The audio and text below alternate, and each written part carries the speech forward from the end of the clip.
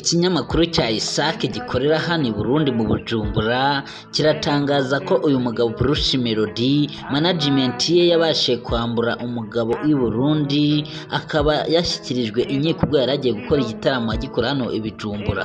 Kora subscribe kanda watukura maze dukomezanye n'ibindi amakuru.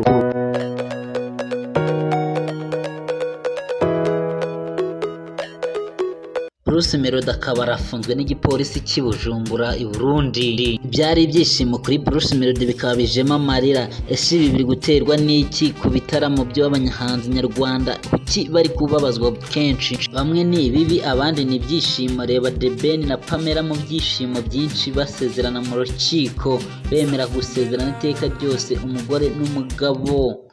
Tunibuka Iva Bravani wacu waduhaye ibyishimo, Imana imwakire mu ijuru.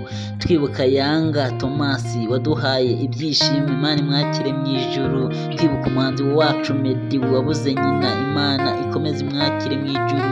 Komejanya na Itahiri wacu Bruce Melody uri kunyura mu bihe bitamworoheye ubwo yari agiye gukora igitaramo i Bujumbura mu gihugu cy'i Burundi, akaba yahuriwe n'uruva gusenya. Byari ibyishimo bikaba byabyaye amarira. Ese ibi murabivugaho iki? Nimusenge cyane uyu muhanzi wacu Bruce Melody atabasha kuba yafungwa by'igihe kirekire, kugira ngo byibura i Bujumbura bagire impuhwe babe babasha kumukura muri iyi gereza arokora ubuzima.